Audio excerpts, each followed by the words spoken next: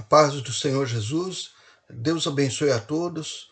Vamos a mais um culto, não é, virtual, onde nós vamos até a presença de Deus clamar para que o Espírito Santo dele venha e nos revele através da sua palavra, da sua santa palavra, os segredos escondidos, né, e que trazem a manifestação do poder de Deus na nossa vida. Amém? Muito bem.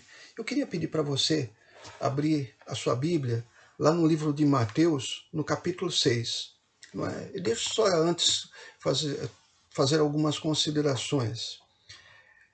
Jesus, ele era um homem, né, que as pessoas viam que não era um homem normal, ele tinha poder, e era por isso que ele era reconhecido como Filho de Deus. E o segredo, né, que ele tinha era a oração que ele fazia tornava ele uma pessoa poderosa, uma pessoa que recebia de Deus o poder, a glória. Os discípulos viam isso, viam que Jesus ele se enchia de poder no momento da oração, e através da oração ele manifestava o poder e a glória de Deus, através de sinais, prodígios e maravilhas. Eles então, percebendo que o segredo de todo poder vinha da comunhão, da intimidade que Jesus tinha com o Pai, né, no momento da oração, onde o Espírito Santo revestia ele de poder, eles então pedem para que ele ensinasse, né, os seus discípulos a orarem. Então, agora sim, Mateus capítulo 6, né, Jesus ele começa a dar instruções, e quando ele fala das instruções da oração, a coisa que fica mais marcada são as palavras que ele usa, né, na oração do Pai Nosso. Mateus capítulo 6, versículo 9. Jesus fala: portanto, vós orareis assim, né, e a oração conhecida, né, por todos. Pai nosso que estás no céu, santificado seja o teu nome. Venha o teu reino, seja feita a tua vontade, assim na terra como no céu.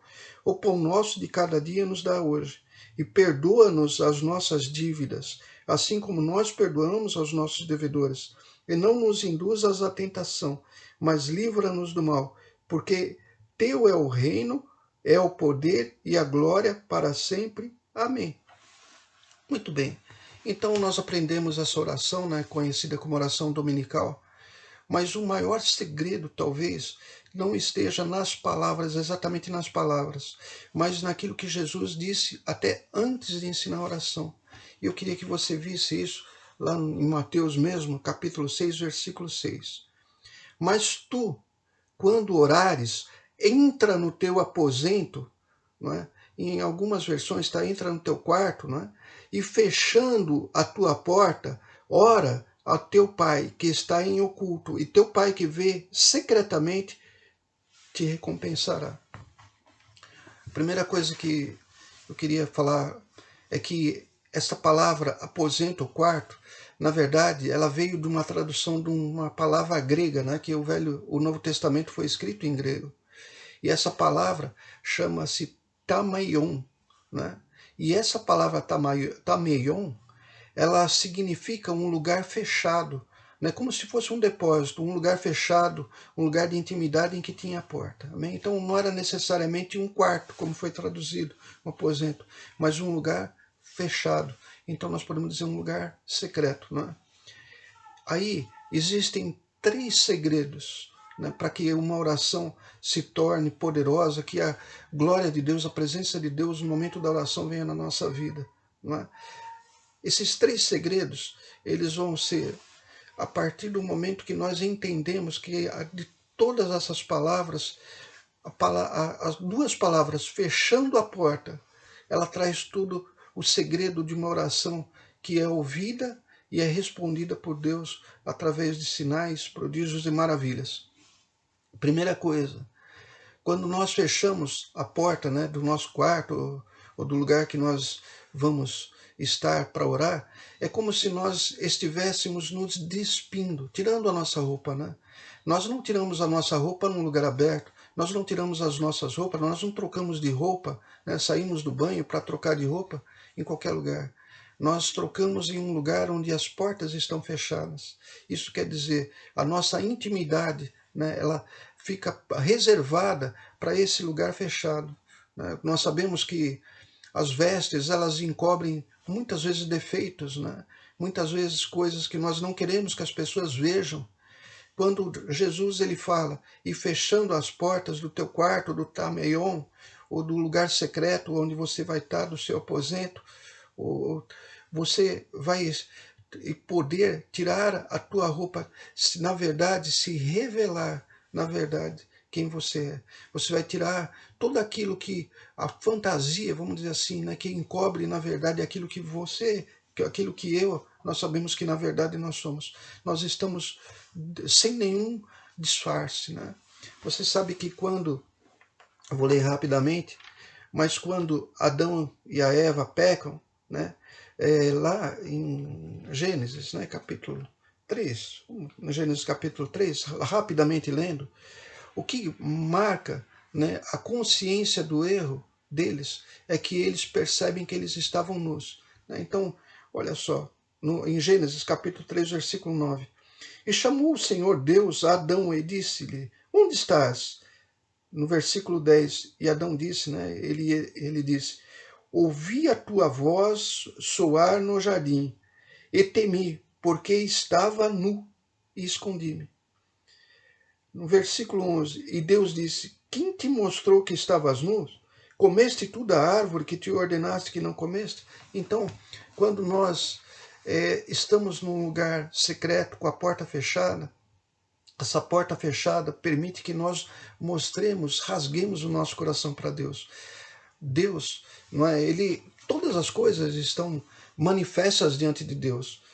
Ele sabe de tudo, mas nós precisamos ter a consciência dos nossos erros, da nossa nudez espiritual. Então, lá em Hebreus, no livro de Hebreus, capítulo 4, versículo 13, está escrito assim: e não há criatura alguma encoberta diante dele. Antes, todas as coisas estão nuas e patentes diante daquele com quem temos que tratar. Então, a porta fechada permite que a gente se exponha a Deus, que a gente rasgue o nosso coração, que a gente se mostre realmente aquilo que nós somos e não aquilo que nós mostramos para as pessoas, né, escondendo quem nós somos através de uma vestimenta. Amém?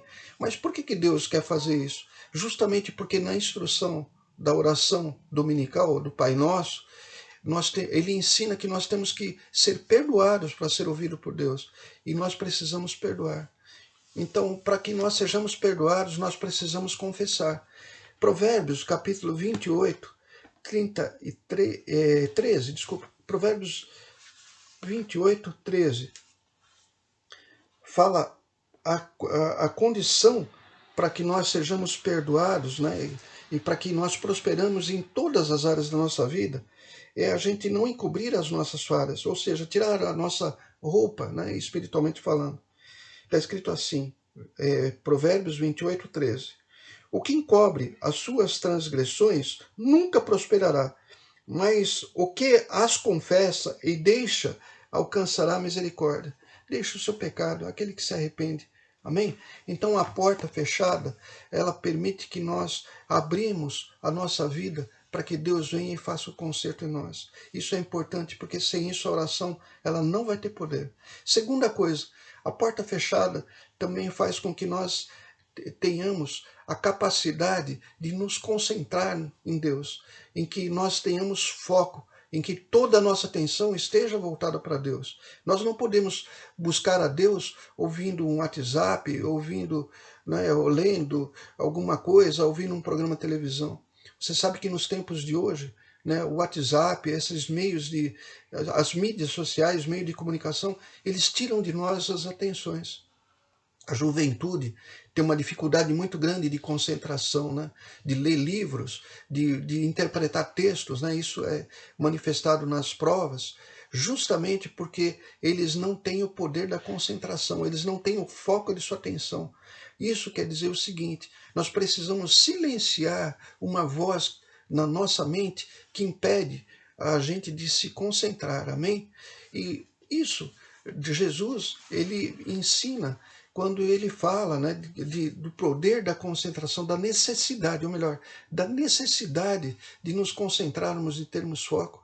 Quando ele responde a uma pergunta lá, isso está em Lucas capítulo 10, né? Vou convidar você para ler Lucas capítulo 10, quando nós vamos ler no versículo 27, né? Eu vou ler no 25, fala assim: E eis que se levantou um doutor da lei, tentando e dizendo: Mestre, que farei para herdar a vida eterna? E aí Jesus responde, né? Quem está escrito na lei? Como lês? No 27 está escrito assim: E respondendo ele, disse: Amarás ao Senhor teu Deus de todo o teu coração. Preste muita atenção nessa palavra, de todo o teu coração. Não é de muito, não é de quantidade excessiva, é de todo o teu coração, de toda a tua alma, de toda a tua força e de todo o teu entendimento, e ao teu próximo como a ti mesmo. E disse Jesus, né, respondeste bem, faze isso e viverás.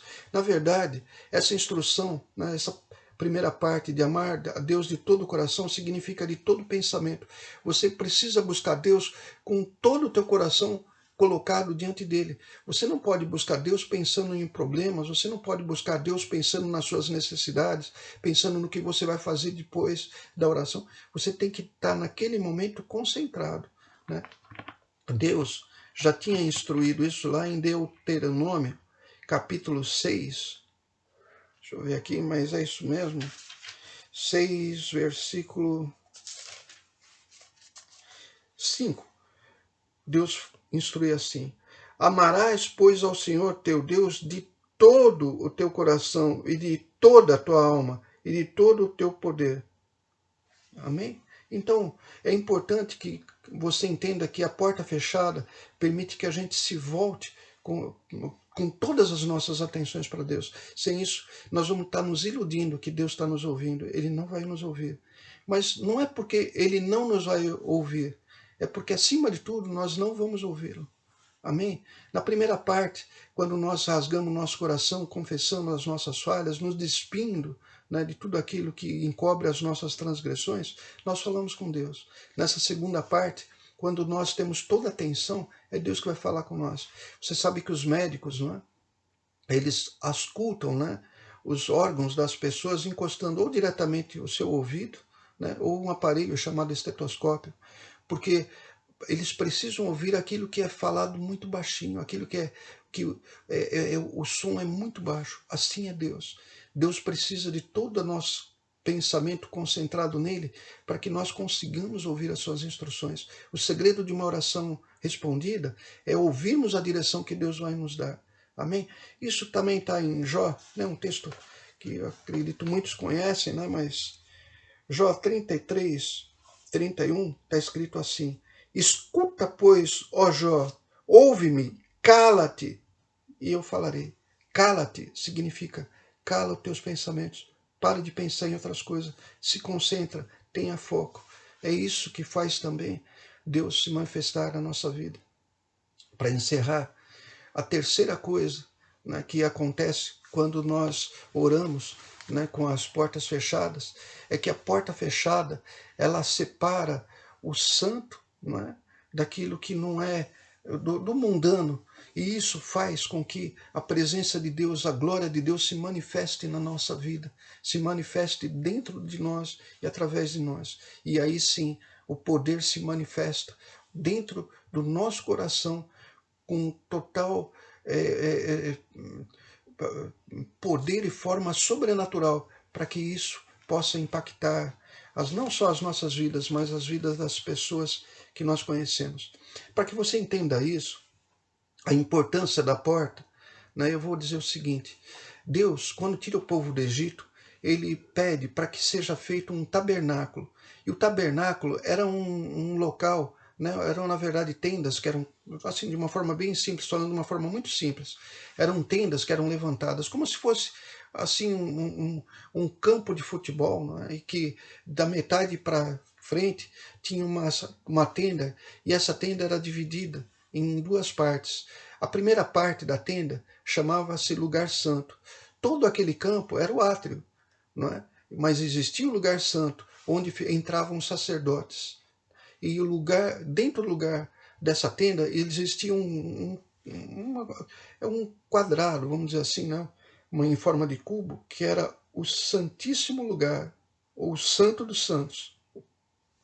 Se acredita que a medida era mais ou menos 4,5 metros, né? Por 4,5 metros por 4,5 metros. Então, um cubo, né? E porque depois Deus manda, né, Salomão, né, melhor, Salomão quer construir o templo, né, para Deus, é conhecido como o Templo de Salomão, e a medida do Templo de Salomão normalmente é considerada pelos estudiosos, pelos teólogos, como o dobro da medida do tabernáculo. Então, como se prova, né, através das escavações, de todos os materiais, de tudo o que existe, de arqueologia, que o templo tinha 9 metros, né, no lugar santo dos santos, se conclui que na época de Moisés, o tabernáculo, ele media 4,5 metros. Por que é importante essa medida? Porque você vê que ali é um lugar muito reservado. Amém? Quando Deus instrui Moisés para que faça o tabernáculo e faça o Santo dos Santos, e nesse lugar ele coloque uma arca que chama Arca da Aliança, ou Arca do Testamento, né? Ou do Testemunho, ela era lá que se manifestaria a presença de Deus. Então, resumindo, seria o seguinte: existia o tabernáculo, que era um modelo de relacionamento com Deus, para que o relacionamento com Deus fosse da forma apropriada.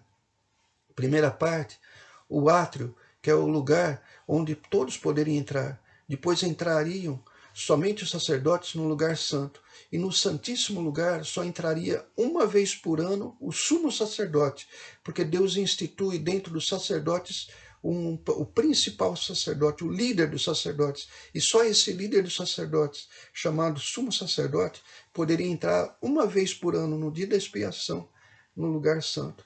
E no lugar santo existia uma espécie de um baú, vamos chamar assim, né, que media 2,5 côvados de comprimento por 1,5 côvado de altura e largura, não é? Isso daria mais ou menos 1,11 m, 66 centímetros, já que o côvado é 44 centímetros, 4, não é? E nesse lugar, exatamente nesse lugar, a glória de Deus se manifestava, né? Muitos conhecem como Shekinah, né? A glória, a manifestação da glória de Deus era ali. Você pode estar pensando, pastor, mas espera um pouco. Mas no nosso quarto, onde está o tabernáculo? Onde está isso? Onde que está essa arca do testemunho, a arca da aliança? Onde está essa arca? Você vai entender com o que eu vou te falar agora. Quando Deus ele pede para que se faça essa arca e coloca a cortina, todo o segredo da santificação estava na cortina. A cortina, né, ela chamava-se, na verdade, véu. Né? Esse véu que era colocado, que era um pano muito espesso, ele separava as coisas de Deus, a santidade de Deus, a glória de Deus, das coisas do mundo, não é? Das coisas pecaminosas. E quando Deus manda fazer, ele pede, né? Eu queria chamar a atenção para um detalhe. Dentro desse lugar santo existia, né, o propiciatório, que ficava em cima da arca da aliança, a arca do testemunho, né? E era ali, nesse lugar feito todo em ouro, que Deus iria se manifestar. Mas o que tinha dentro dessa arca? O que simboliza essa arca? Então eu vou te mostrar isso lendo Êxodo 25. Êxodo 25 fala assim. Eu vou ler Êxodo 25, capítulo 25, versículo 16. Deus instrui assim: depois porás na arca o testemunho que eu te darei. Então, ele não tinha dado ainda. Ele fala no testemunho. No 21, fala de novo: e porás o propiciatório em cima da arca, depois que houveres posto na arca o testemunho que eu te darei. Então, depois que você colocar, Moisés, dentro da arca o testemunho, né? O que é o testemunho? É a palavra de Deus. Não é? Depois que tiver dentro da arca o testemunho, aí em cima você vai pôr o propiciatório. O que era o propiciatório? Era o lugar onde Deus se manifestava e seria propício ao pedido do povo, né? Para perdoar, para alcançar, para abençoar, para que haja colheita, para abençoar o povo. Ele iria se manifestar no propiciatório. Mas para que houvesse o propiciatório, dentro da arca precisava ter as tábuas dos testemunhos, né, de Deus, os 10 mandamentos. Eu queria também que você lesse lá Deuteronômio, né, quando nós lemos Deuteronômio capítulo 10, nós entendemos melhor isso. Capítulo 10 fala assim, estou lendo Deuteronômio capítulo 10, versículo 1. Naquele mesmo tempo me disse o Senhor, alisa 2 tábuas de pedra, como as primeiras, e sobe a mim, né, sobe ao monte, a este monte, e faze uma arca de madeira. E naquelas tábuas escreverei as palavras que estavam na primeira tábua, que quebrastes, e as porás na arca. Moisés, ele quebra a tábua de indignação de ver que o povo tinha se voltado para a idolatria, né, ofendendo Deus. Não é? No versículo 3, assim fiz uma arca de madeira de cetim e alisei 2 tábuas de pedra como as primeiras, e subi ao monte com as 2 tábuas na minha mão. Então escreveu nas tábuas, conforme a primeira escritura, os 10 mandamentos que o Senhor vos falara no dia da congregação no monte, no meio do fogo, e o Senhor me deu a mim. E virei e desci do monte, e pus as tábuas na arca que fizera, e ali estão como o Senhor me ordenou. Essa arca, igreja, somos nós. Essa arca, o que precisa estar dentro do nosso coração são as leis de Deus. Por isso que Ezequiel fala, e te daria um coração, e que as suas leis não vão estar do lado de fora, mas do lado de dentro. Mas do lado de dentro da arca ainda tinham mais 2 peças, né, que tinham um significado muito grande. O apóstolo Paulo, lá em Hebreus capítulo 9, ele vai revelar também, vai falar a respeito dessa arca, né? E ele vai falar aqui, olha só, o que tinha. Estou lendo Hebreus capítulo 9, versículo 4. Que tinha o incensário de ouro e a arca do concerto, coberta de ouro, toda em redor, em que estava, agora olha só, um vaso de ouro, olha só, que continha o maná. Maná era o alimento que caía do céu, era o pão do céu. Dentro do nosso coração existe a palavra de Deus, existe a provisão de Deus através do pão da vida, que é Jesus Cristo. Isso está dentro de nós, isso está dentro da arca que nós somos, né? Veja que a arca era feita de madeira, mas revestida de ouro. Deus nos reveste de santidade, isso é como se fosse uma veste real. O ouro, ele diz a respeito à realeza. Então, quando nós lemos que dentro dessa arca tinha o vaso, né, de ouro com maná, significa a palavra, né, que nos traz vida. Esse maná, na verdade, é representado pela Santa Ceia, pelo pão. Né? Jesus disse, eu sou o pão da vida. Aquele que come desse pão terá vida eterna. E, por final, tinha também a vara de Arão que tinha florescido, né? E aí as tábuas de concerto, ele repete as tábuas de concerto. Mas o que é essa vara de Arão? Essa vara de Arão, na verdade, é um reconhecimento de que Deus escolheu Arão como sacerdote e que foi Deus que nos escolheu. Amém? Essa árvore florescida, de vara florescida, né, que depois teve até o fruto frutificou, ela é o testemunho de que Deus tinha escolhido Arão e que Deus escolhe o seu sumo sacerdote, aqueles que podem entrar, né,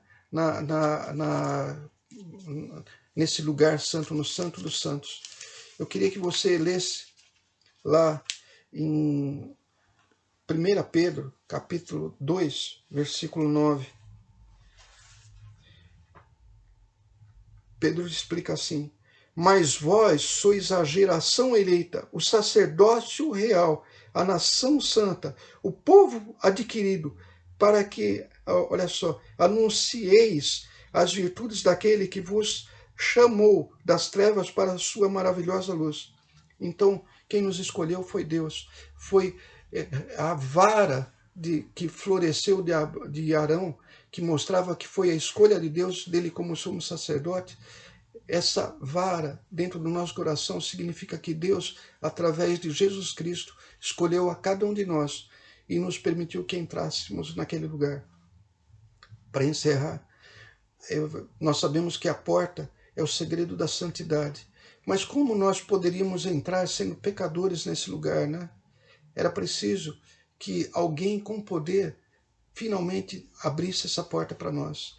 E quem fez isso foi Jesus Cristo, lá no momento em que na cruz ele entrega a sua vida. Em Mateus capítulo 27, versículo 50, quando Jesus consome a sua obra, está escrito assim. Estou lendo Mateus 27, 50. E Jesus, clamando outra vez com grande voz, rendeu o Espírito. No versículo 51. E eis que o véu do templo se rasgou em dois, de alto a baixo, e tremeu a terra, e fenderam-se as pedras. Amém? O segredo da oração, para ser ouvida por Deus, para ser respondida por Deus com poder, é fechar a porta, né? Por 3 motivos. A intimidade, a concentração, o foco, e para que haja a santificação e a manifestação do poder de Deus em nossa vida.